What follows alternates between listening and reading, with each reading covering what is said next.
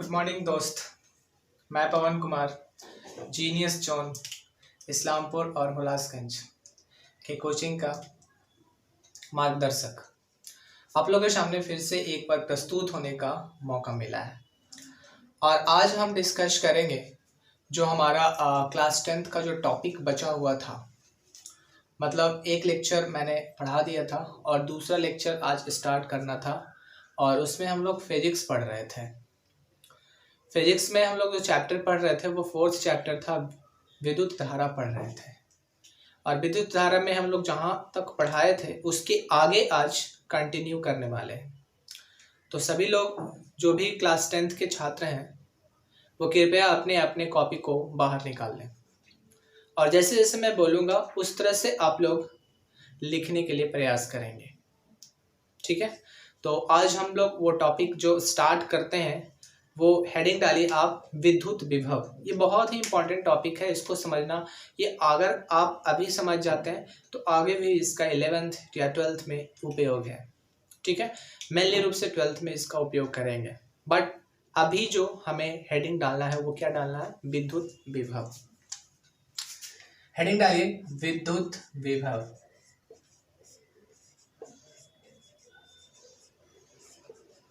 विद्युत विभव किसको कहेंगे, ध्यान से समझिएगा और ये कैसे समझ में आएगा, एक फिगर के जरिए हम इसको समझाने का कोशिश करते हैं, ठीक है।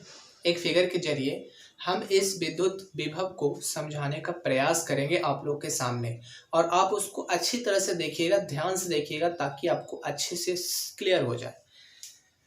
तो ये एक बिंदु O है, एक बिंदु यहाँ पर O है। इस O के ऊपर एक प्लस Q चार्ज है, एक प्लस Q चार्ज है, ठीक है। इस O के ऊपर एक बिंदु O है, उसके ऊपर कौन सा चार्ज है, कौन सा आवेशित करना, प्लस Q।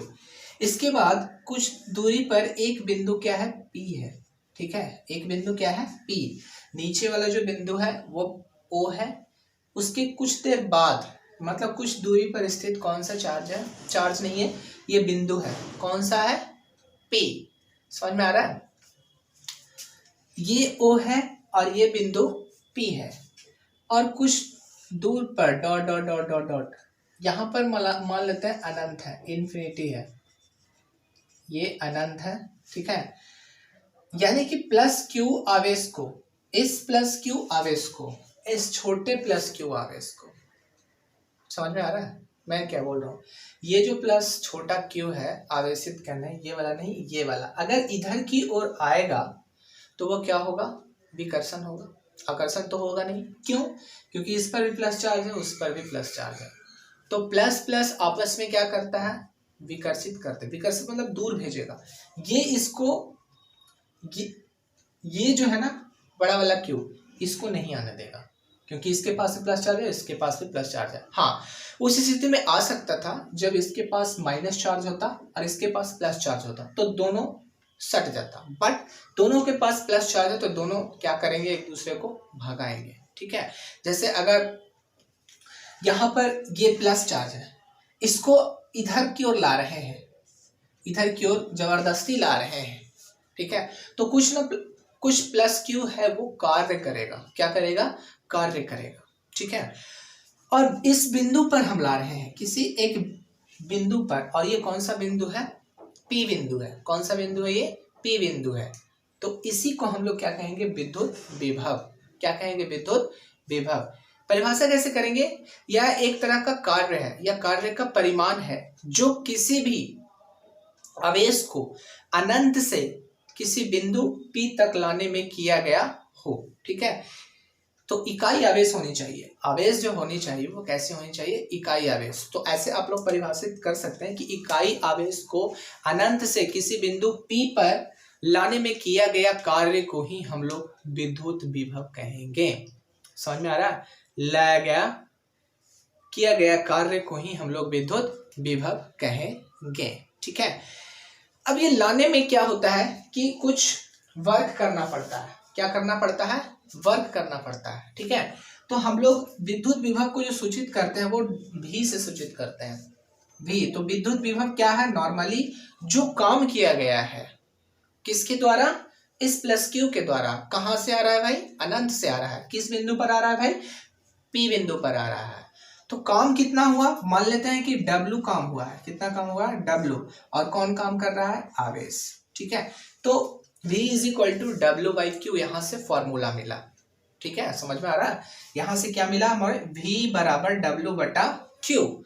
यहां से और क्या निकल सकता है बताइए जल्दी, W is equal to Q भी निकल सकता है। W इज इक्वल टू क्या हो सकता है, Q इंटू V। समझ में आ रहा है ये सभी को, जिस तरह से मैं पढ़ा रहा हूँ ना उस तरह से आप ख्याल रखिएगा, उसी तरह से नोट डाउन करिएगा। यहाँ पर अगर हम लोग बात करें, जहाँ भी जो है हमारा वो क्या है, विद्युत विभव है। भी जो है वो क्या है, विद्युत विभव है। ठीक है, और W जो है किया गया कार्य है, किया गया कार्य है, और Q है जो आवेश है। Q क्या हमारा, आवेश। समझ में आ रहा है ये, कितनों लोगों को समझ में नहीं आया। तो ये हुआ हमारा विद्युत विभव का कॉन्सेप्ट। समझ में आ रहा है, विद्युत विभव का ये कॉन्सेप्ट हुआ। तो किसी भी चार्ज को अनंत से किसी बिंदु P पर लाने में किया गया कार्य को ही हम लोग क्या कहेंगे, लाने में किया गया कार्य को विद्युत विभव कहते हैं। और विद्युत विभव को हम लोग सूचित करेंगे क्या चीज से, V से। ठीक है, तो V बराबर फॉर्मूला हो गया, काम कर रहा है ना प्लस क्यू, अनंत से आ रहा है। तुम यहां से मार्केट जाओगे, तो मार्केट जब जाओगे तो कुछ ना कुछ वर्क करोगे, मान लेते हैं वो काम W तुमने किया है। ठीक है, तो W बटा यहाँ पर काम कौन कर रहा है, आवेश कर रहा है, Q कर रहा है, तो W बटा Q, तो V is equal to W by Q। तो यहां से W बराबर क्या हो सकता है, Q इंटू V होगा, Q इंटू V होगा, जहां पर V जो है हमारा विद्युत विभव है, Q जो है वो आवेश है, और W है जो Q के द्वारा काम किया गया है। From where to where, from infinity to that point. कौन सा पॉइंट, P पॉइंट। अनंत से किसी बिंदु P पर आने में किया गया कार्य आवेश द्वारा अगर किया जाता है, इकाई आवेश द्वारा, इकाई आवेश याद रखना है, तब उसे हम लोग क्या कहेंगे, विद्युत विभव कहेंगे। समझ में आ रहा है इतना। ये फिगर आप ड्रॉ कर लीजिए, उसके आप चाहे नीचे लिख सकते हैं या नहीं भी लिख सकते हैं, कोई दिक्कत नहीं, लेकिन ये फिगर को आप पहले ड्रॉ करिए, उसके बाद एक पॉइंट हम लिखवाएंगे, उसके बाद आप लोग ये नीचे लिखिएगा। पहले ये फिगर को आप ड्रॉ कर लीजिए, लिखिए पॉइंट।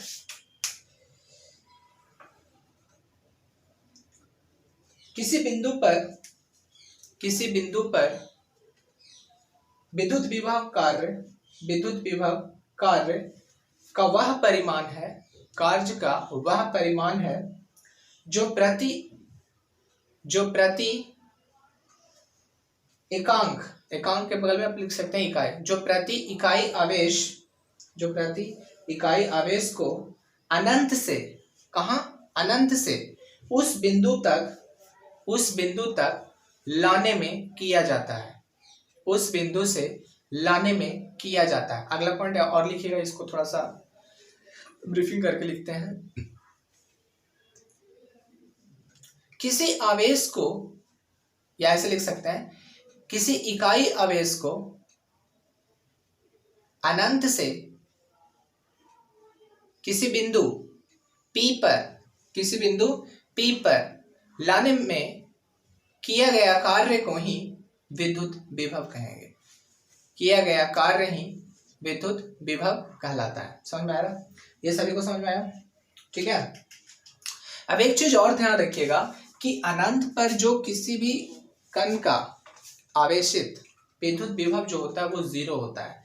ठीक है, अनंत पर विद्युत विभव क्या होता है, 0 होता है। अगला पॉइंट लिखिएगा आप नोट में, अनंत पर विद्युत विभव का मान 0 होता है, अनंत पर विद्युत विभव का मान 0 होता है। क्लियर है, ये सभी को समझ में आ रहा है। ठीक है, अब हम लोग एक पैराग्राफ आप छोड़ के लिखिए, पैराग्राफ आप छोड़ के लिखिए, लिखिए, यदि आवेश Q को, छोटा वाला Q लिखिएगा, ये वाला Q लिखिएगा, यदि आवेश Q को अनंत से किसी बिंदु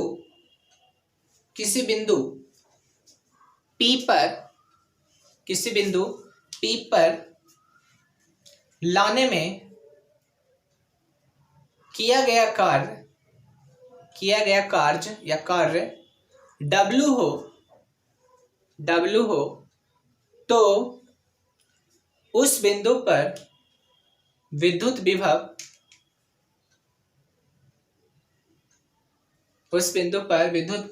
यानी किस पर, P पर विद्युत विभव, नीचे आप लिखिएगा B बराबर W/Q, B बराबर W/Q, इसको डिब्बा में आप बंद कर दीजिएगा।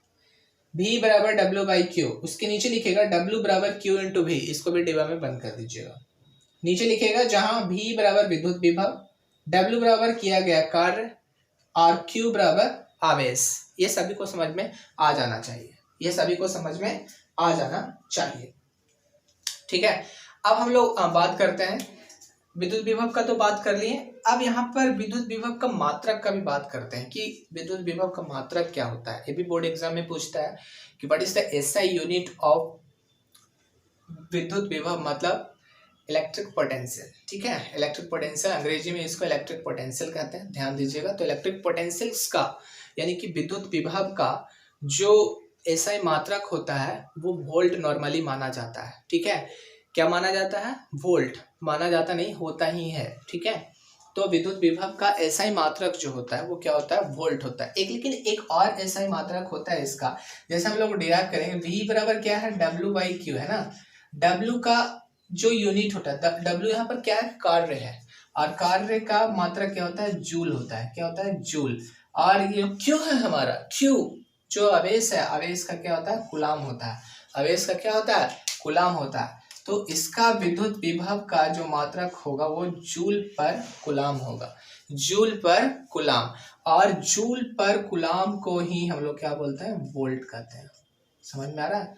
जूल पर कूलाम को ही क्या बोलते हैं हम लोग? वोल्ट बोलते हैं। ये आप लोग नोट डाउन करिएगा। अगला पॉइंट लिखिएगा, विद्युत विभव का एसआई मात्रक वोल्ट या जूल पर कूलाम होता है। अगर आप डिराइव करके लाना चाहे मात्रक तो इस तरह से लिख सकते हैं, V बराबर W/Q।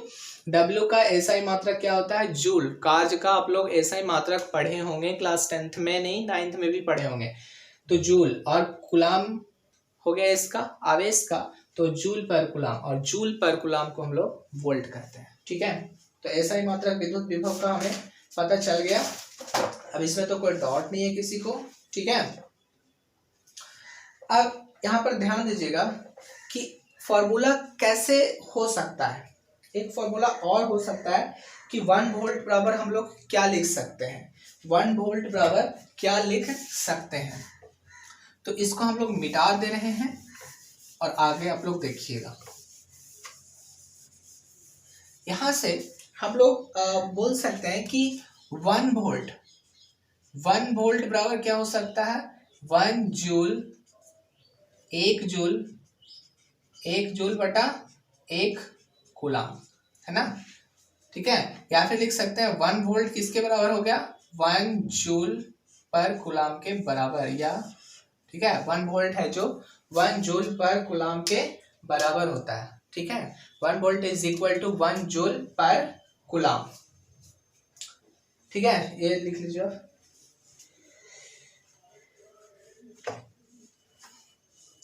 ठीक है। अब हम बात करेंगे इसको डिफाइन कैसे करेंगे, 1 वोल्ट को किस तरह से परिभाषित करेंगे, 1 वोल्ट को किस तरह से परिभाषित करेंगे। यहाँ पर नोट में एक पॉइंट लिखिएगा आप लोग, 1 वोल्ट को किस तरह से परिभाषित करना है, ये ध्यान से देखिएगा। यदि 1 कूलाम के आवेश को, ध्यान से सुनिएगा, यदि 1 कूलाम यानी 1 कूलाम के आवेश को अनंत से, कहां से लाना है? अनंत से किसी बिंदु तक लाने में किया गया कार्य अगर कितना? 1 जूल होता है। कितना जूल होता है? 1 जूल होता है। तब हम लोग समझेंगे कि वो जिस बिंदु पर आया है उस बिंदु का विद्युत विभव होगा 1 वोल्ट। उस बिंदु पर जो विद्युत विभव होगा वो कितना वोल्ट होगा? 1 वोल्ट होगा, ठीक है। तो 1 वोल्ट को इसी तरह से आप लोग डिफाइन कर सकते हैं कि 1 कूलाम के आवेश को यदि 1 कूलाम आवेश को यदि किसी अनंत से किसी बिंदु पर लाने में किया गया कार्य 1 जूल का होता है तो उस बिंदु पर विद्युत विभव जो होगा वो कितना वोल्ट होगा, 1 वोल्ट होगा। ठीक है, तो 1 वोल्ट। तो नोट में आप लोग पॉइंट लिखिएगा, यदि 1 कूलम धन आवेश को, यदि 1 कूलम धन आवेश को अनंत से लाना है, अनंत से किसी बिंदु तक लाने में 1 जूल का कार्य संपन्न हो तो उस बिंदु पर विद्युत विभव 1 वोल्ट कहलाता है। तो उस बिंदु पर विद्युत विभव 1 वोल्ट कहलाता है। ठीक है, ये सभी को समझ में आ गया? ठीक है,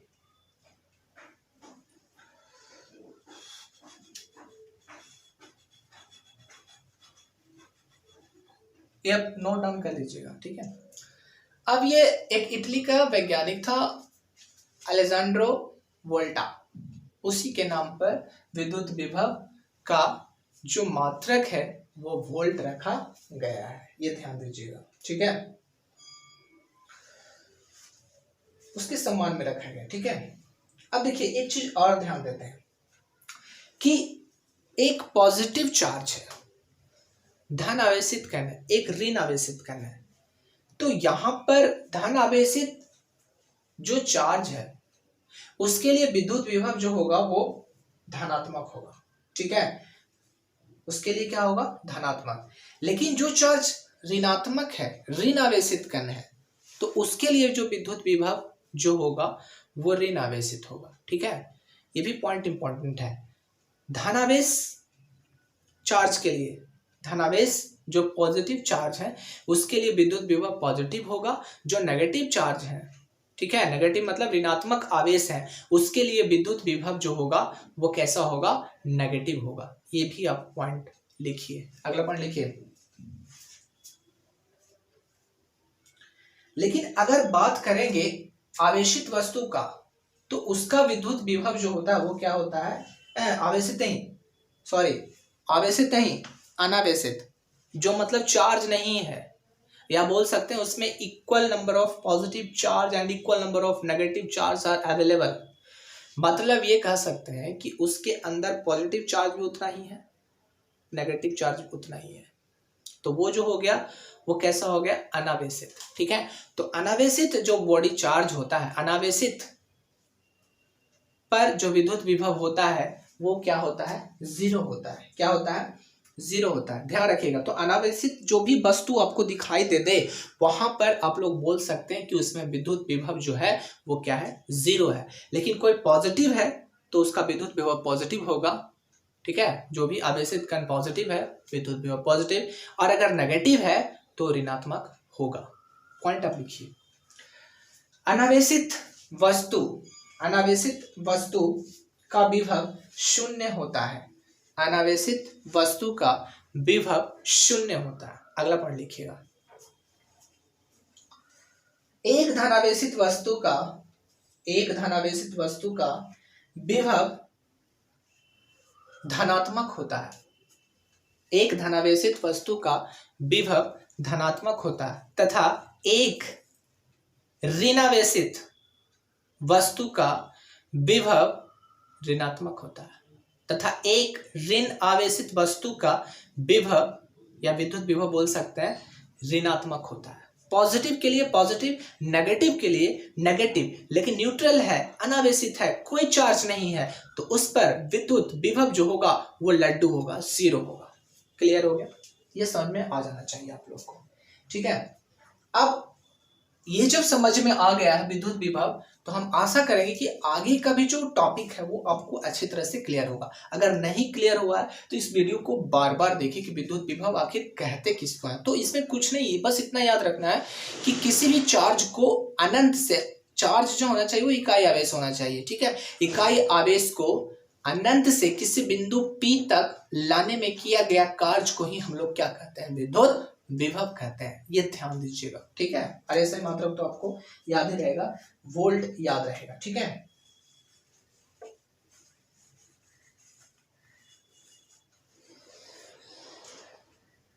अब आप हेडिंग डालिए विभवांतर। विभवांतर भी बहुत ही इंपॉर्टेंट है, ठीक है, विभवांतर भी बहुत इंपॉर्टेंट है।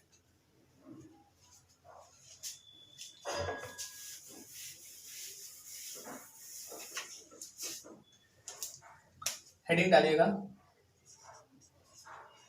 विभवांतर। विभवांतर को अंग्रेजी में हम लोग बोलते हैं पोटेंशियल डिफरेंस। क्या बोलते हैं भाई? Potential difference. डिफरेंस का मतलब ये दो बिंदु आ रहा है। डिफरेंस का जब भी होगा तो दो, अंतर जब भी आप लोग स्पष्ट करते हैं तो जो दो चीजों के बारे में स्पष्ट करते हैं, तो उसी तरह से विभवांतर है, ठीक है। विभवांतर पोटेंशियल डिफरेंस यानी कि दो बिंदुओं के बीच, ठीक है। दो बिंदु याद रखिएगा, डिफरेंस जैसे आ जाए समझिए दो का तुलना करना है यहाँ पर। तो विभवांतर किसको कहेंगे, पोटेंशियल डिफरेंस किसको कहेंगे, ये ध्यान देना है, ठीक है।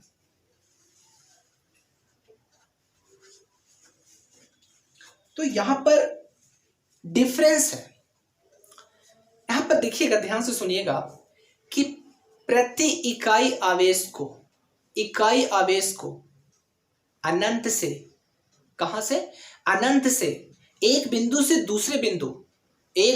दूसरे बिंदु तक लाने में किया गया कार्य को ही उन दोनों बिंदुओं के बीच का क्या कहते हैं, विभवांतर कहते हैं। उन दोनों बीच के बिंदुओं को क्या कहेंगे, विभवांतर कहेंगे। समझ में आ रहा है ये अब हम फोटो के जरिए एक दिखाते हैं कि किस तरह से विद्युत विभव को नहीं, विभवांतर को हम लोग समझने वाले हैं, वो जरा ध्यान से देखिएगा, ठीक है।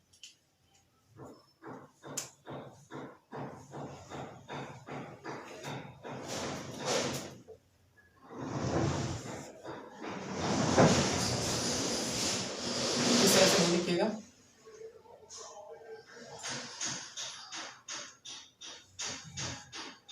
ये हमारा यहाँ पर वो था जिस तरह से उसमें था, यहाँ पर प्लस क्यू है, ठीक है।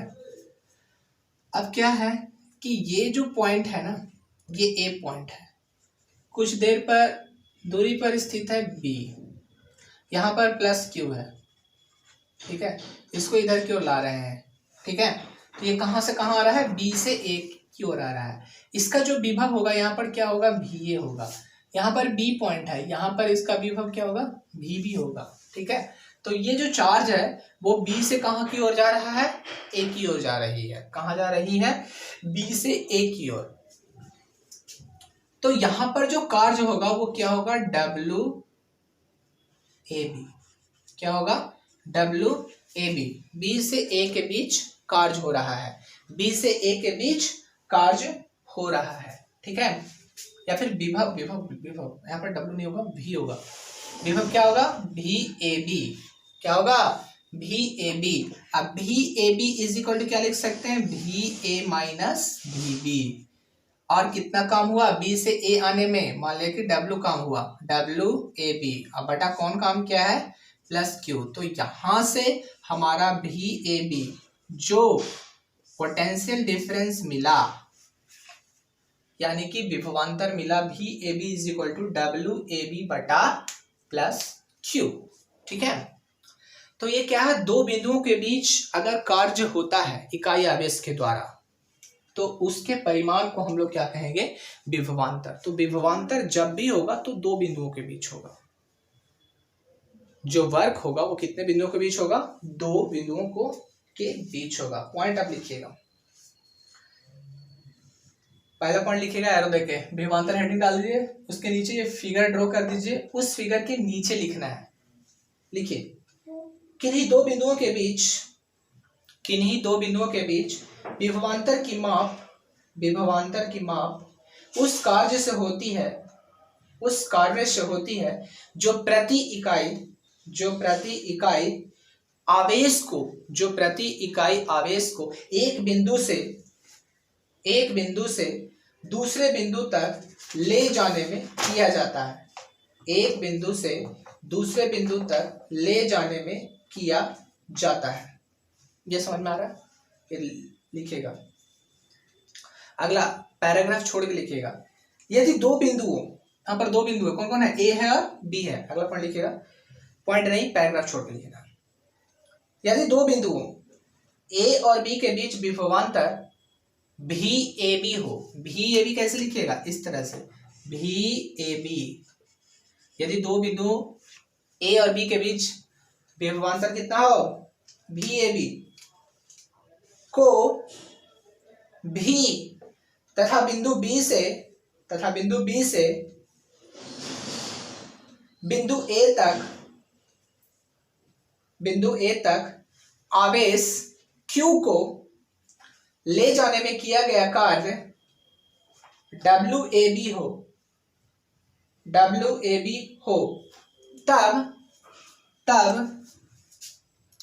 W बराबर क्या होगा, Q इंटू V होगा। उसके नीचे ये सब लिख लीजिए, अभी जो लिखा है उसके नीचे सब लिख सकते हैं आप लोग, ठीक है, ये ध्यान दीजिएगा। अब अगला पॉइंट लिखिए, जैसे इसका ऐसा ही मात्रक भी वोल्ट ही होगा जैसे उसका होता था विद्युत विभव का। तो अगला पॉइंट लिख लीजिए, विभवांतर का ऐसा ही मात्रक वोल्ट होता है। विभवांतर का ऐसा ही मात्रक क्या होता है, वोल्ट होता है। अब हम लोग डिफाइन करेंगे एक विभवांतर 1 वोल्ट कब होगा। विभव 1 वोल्ट कब हुआ था ये आपको सभी लोग को पता है। अब विभवांतर कब 1 वोल्ट होगा ये भी ध्यान देने वाली बात है कि कब विभवांतर होगा जो 1 वोल्ट होगा, ठीक है। तो ऐसे भी डिफाइन करेंगे कि यदि 1 कूलम आवेश को एक बिंदु से दूसरे बिंदु तक ले जाने में किया गया कार्य अगर 1 जूल हो, तो उन दोनों बिंदुओं के बीच जो विभवांतर होगी वो कितना वोल्ट होगी, 1 वोल्ट होगी। कितना वोल्ट होगी, 1 वोल्ट होगी। फिर से आप सब लोग सुन लीजिए, यदि 1 कूलम के आवेश को एक बिंदु से दूसरे बिंदु तक ले जाने में किया गया कार्य अगर 1 जूल का होता है, कितना जूल का, 1 जूल का, तो उन दोनों बिंदुओं के बीच जो विभवांतर होगा वो कितना वोल्ट होगा, 1 वोल्ट होगा, ठीक है। पॉइंट लिखिएगा, यदि 1 कूलम धन आवेश को एक बिंदु से दूसरे बिंदु तक ले जाने में 1 जूल का कार्य करना पड़े, तो इन दोनों बिंदुओं के बीच का विभवांतर 1 वोल्ट होता है। इन दोनों बिंदुओं के बीच का विभवांतर 1 वोल्ट कहलाता है या होता है, ठीक है, कहलाता है।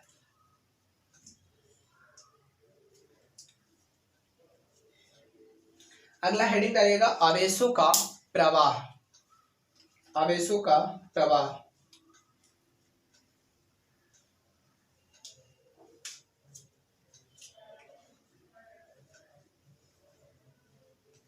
ठीक है, पॉइंट देख लिख लीजिएगा, ध्यान से पहले सुन लीजिएगा। आवेशों का प्रवाह में धन आवेशित जो कण है वो पॉजिटिव विभव से नेगेटिव की ओर बढ़ता है, मतलब उच्च विभव से निम्न विभव की ओर बढ़ता है।